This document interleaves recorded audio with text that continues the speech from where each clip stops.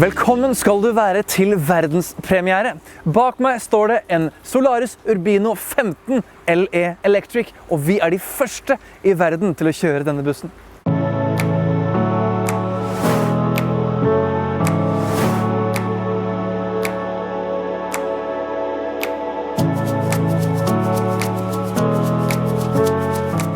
Hjertelig velkommen ombord i verdenspremieren Solaris Urbino 15 LE Electric. Solaris har nå laget en 15 meter elektrisk buss som er tilpasset det skandinaviske markedet. Dette er den første bussen produsert i verden, og vi har fått den til Norge for å prøvekjøre den her i Oslo og omegn.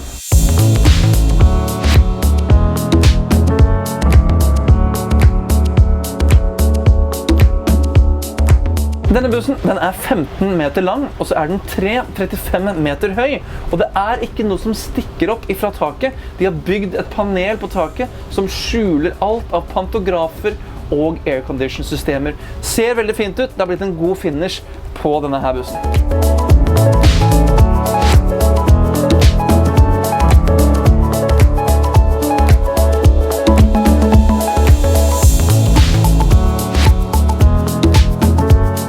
Vi har 6 batteripakker, hvorav hver yter 79 kWh, og totalt så yter bussen 474 kWh. Og det gir en rekkevidde på ca. 350 km. 4 av batteriene de ligger bak i bussen, mens 2 ligger oppe på taket. Og så kan man bygge på å få et batteri til på bussen.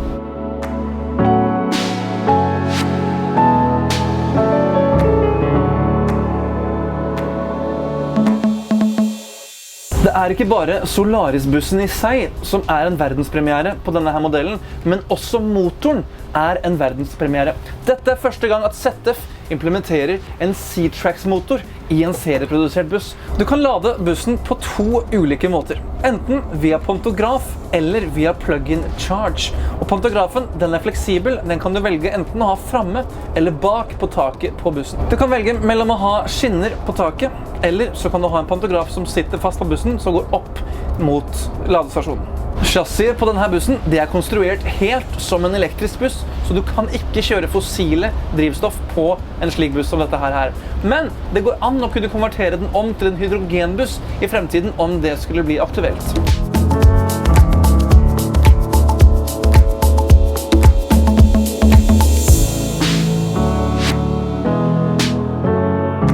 Den nye 15 meter elektriske bussen til Solaris, den er en klasse 2-buss, og ombord så har vi 53 seter, og så er det også plass til 42 stående passasjerer.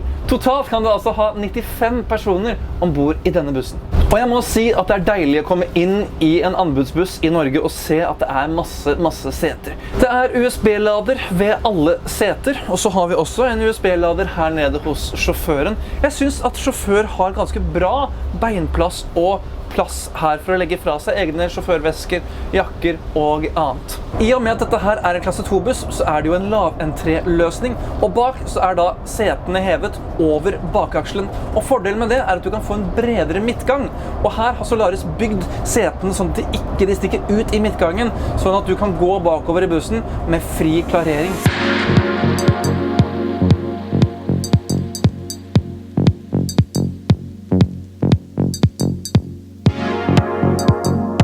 Bussen har en 2+2-løsning. Det er ikke bakdør på denne her, noe som gjør at du også øker seteantallet.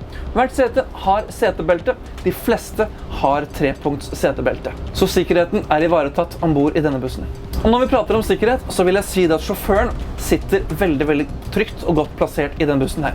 Førerplassen, den tilfredsstiller de strengeste krav til frontbeskyttelse. Og skulle uhellet være ute, så tilfredsstiller denne her bussen kravene til sikkerhet dersom det skulle bli en rundvelt.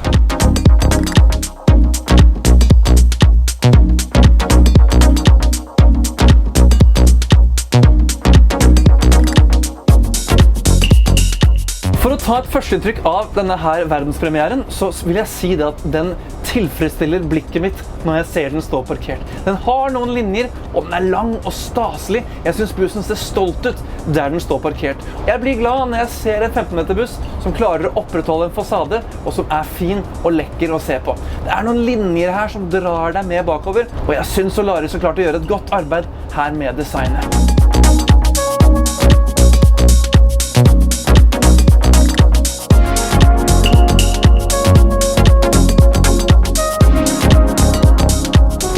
jobbet i lang tid for å få en modell som 15 meter lang med laventré som har en elektrisk motor, for dette her har jo vært en modell som har vært populær og godt brukt i Skandinavia. Men nå har også europeerne fått opp øynene for laventré 15 meter, og nå har Solaris klart å bygge en elektrisk modell som tilfredsstiller disse her kravene. Og jeg vil si det at denne her bussen her, den er både god og fin å kjøre. Da jeg satt meg bak rattet første gang, så synes jeg at rattet var litt tungt å operere. Men nå som jeg har fått fart på bussen, så synes jeg det er godt å jobbe med. Det er kontant og presist, og jeg vet akkurat hvor jeg har bussen. Det jeg kanskje kan pirke på rattet, er at her så har de lagt på en hardgummi, som gjør at hvis du har lyst til å holde rattet på de kantene, så er det nesten litt spist å holde her, og det liker ikke jeg, at jeg nesten får vondt av å holde i rattet.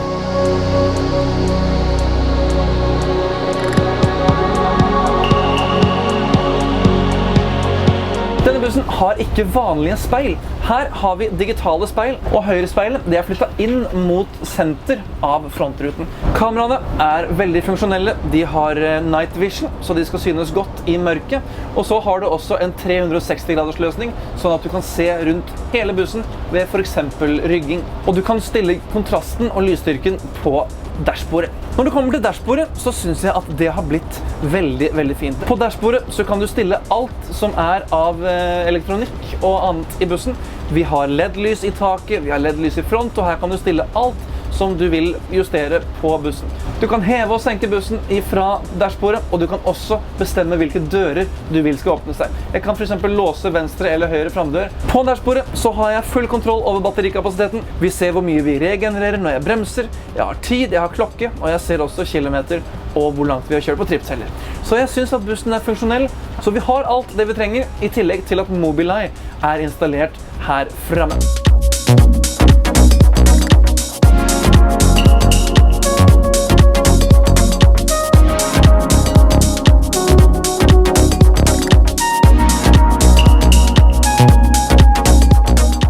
Jeg har et godt og stort sidevindu, et manuelt som sådan på min venstre side. Jeg har klimakontroll i taket, og her oppe så har vi også plass for sjåførkort. Denne bussen har en konvekta varmepumpe ombord, og den fungerer vel for så vidt greit nok når du vet hvordan den fungerer, fordi det er nemlig sånn at om ting lyser grønt i panelet, da er det selvfølgelig av. Og hvis det lyser rødt, ja da er det på. For vi satt her og kjørte nå, og så begynte det å bli kaldt, og alt lyste grønt og var fint. Men vi skjønte jo det at, aha, man må jo ha det på rødt lys før at det skal bli varmt. Så systemet fungerer nok veldig, veldig fint. Man må bare vite at rødt er grønt, og grønt er rødt når du kjører med konvekta varmepumpe.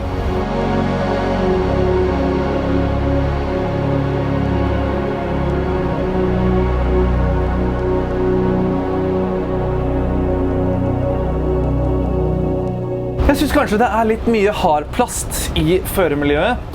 Det er litt lyder og litt sånne ting som går igjen her fremme, men de lydene jeg kanskje reagerer mest på er stoppknappen. Den har en spiss og krass lyd som kommer litt uventet på, og hvis du sitter i egne tanker, så kan du faktisk skvette litt til når stoppknappen går i gang. Ellers synes jeg at blinklyslyden har en litt spesiell lyd også. Det høres litt ut som en dataspill fra 1980. Jeg synes vi kunne bare hatt en helt vanlig blinklyslyd som vi har hatt i alle år. Kanskje jeg er konservativ, men jeg liker å bare ha en vanlig lyd på et blinklys. Bussen er veldig stabil, og du ligger godt i veibanen. Og selv med de digitale speilene, så har jeg fullstendig kontroll på hvor jeg har bussen. Men etter å ha kjørt bussen en god stund, så merker jeg at rattet blir for tungt å jobbe med. Som jeg sa, å ligge på landeveien er stabilt og behagelig og pent, men når du kjører bykjøring, så får du faktisk slitne armer. Og så merker vi også det at du må svinge mye mer på rattet enn hva du egentlig skulle tenkt å gjøre i annen bykjøring. Nå skal vi rundt en 90-graders sving, og jeg må legge meg ganske mye på svingradiusen for å kunne komme meg rundt svingen sånn som jeg ønsker å gjøre.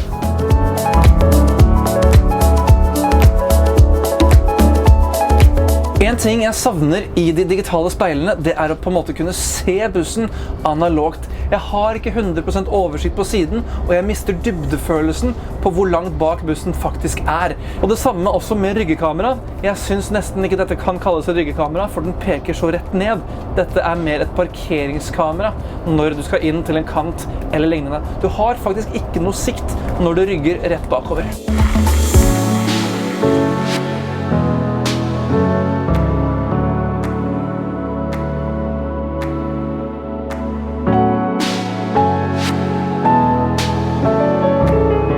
Designet på bussen, den er ganske kantete, og du merker det når du står på siden at linjene, de er helt rette. Men vet du hva? Jeg synes faktisk det er litt stilig, og med den takspoileren som den er bygd på, så gjør ikke det noe i det hele tatt. Det ser faktisk ganske tøft ut.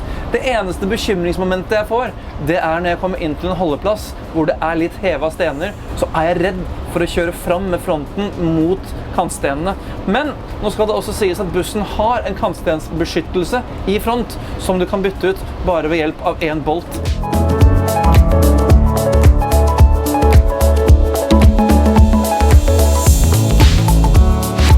En ting som kan irritere meg under kjøring, det er at når jeg møter bakker, så dabber effekten på motoren veldig av. Vi vet at bussen er tung, men det er noe i innstillingen her som gjør at den virkelig ikke vil. Og du får noen sånne nykk i gasspedalen når du gir på. Det er akkurat som at den har mer å gi, men at det er noe som ligger og sperrer.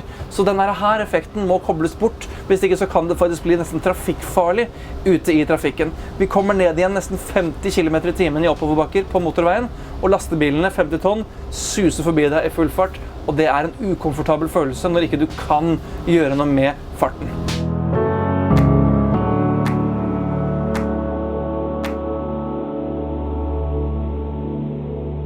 Nå har vi stoppet bussen, og jeg vil bare vise at her er det også alarmsystemer om du skulle gå fra bussen enten i fri eller med parkbremsen av. Nå står jeg i fri og uten parkbremse, og da får du en alarm som advarer deg om at du må låse bussen.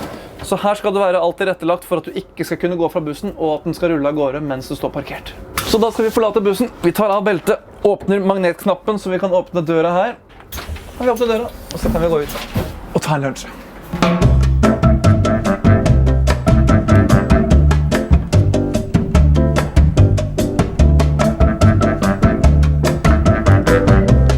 Velkommen til mitt tekniske hjørne. I dag skal vi se på en buss som vi mange har ventet på. Faktisk en laventre i klasse 2 med 3 aksler og 15 meter. Her i fronten så har vi 2 luker. I den største luka så har vi et sentralsmøranlegg, og vi har pluggen for å lade bussen. I den andre luka så har vi vindusspillertanken, og vi har den hemmelige knappen for framdøra. Her har vi en 2+2+0 løsning på denne her bussen. Vi har digitale speil og belysning. I tillegg så er det LED-bar i fronten over frontvinduet, sånn at du har ganske godt med lys fremover.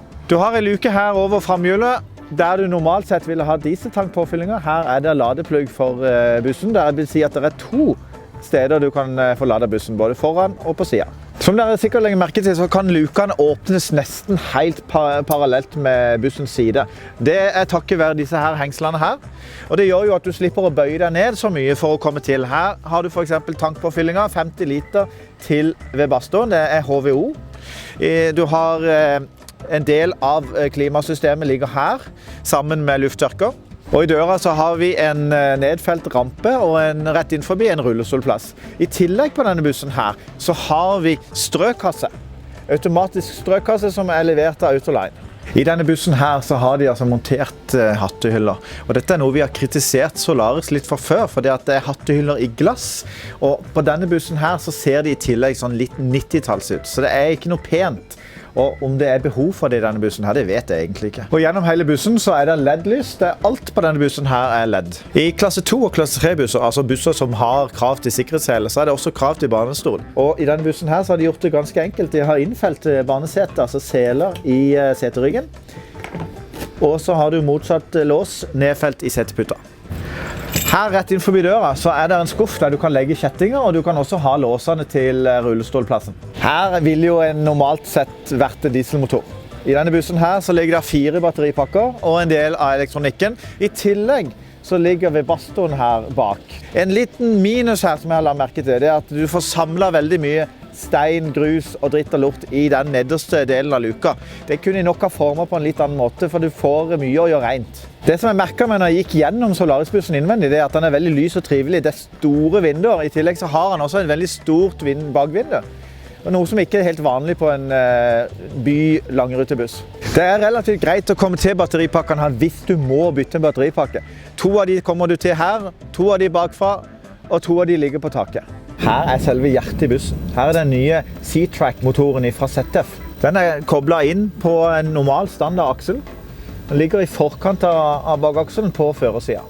Hvis du skulle være tom for 24 volt strøm på denne bussen her, så må du faktisk koble deg på, for eksempel via NATO-kontakten, for å få hele bussen i gang. Du kan ikke engang flytte denne bussen her uten å ha 24 volten i gang. Jeg vil jo si at linjene på denne bussen her egentlig passer bygget veldig godt. Både høyde og lengden, det står i riktige proposisjoner. Så dette var mitt tekniske hjørne. Nå tar vi og setter oss på grattet, så kjører vi tilbake igjen til Oslo. For å oppsummere denne her bussen, så vil jeg bare virkelig si at det er fantastisk at Solaris har bygd en elektrisk 15 meter laventré-buss for det skandinaviske markedet. Vi er veldig glad her i Bussmagasinet for å ha fått lov til å prøvekjøre denne bussen nå, før den går inn i masseproduksjon og kommer ut på markedet. Dette er en kundespesifisert buss til en norsk kunde, så denne her kommer til å bli synlig på landeveier i Norge i løpet av 2021. Jeg synes det at Solaris har klart å bygge en buss som har god kapasitet, den har god rekkevidde, og den har også en komfortabel og behagelig kjørestil. Så vi gleder oss til å se hva denne her Solaris-bussen kan gjøre på det nordiske markedet fremover, men ikke minst også ute i Europa.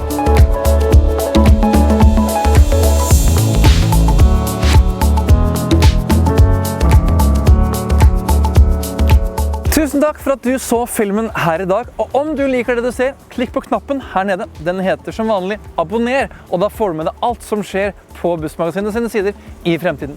Vi ses i en annen buss på en annen plass. Ha en god dag.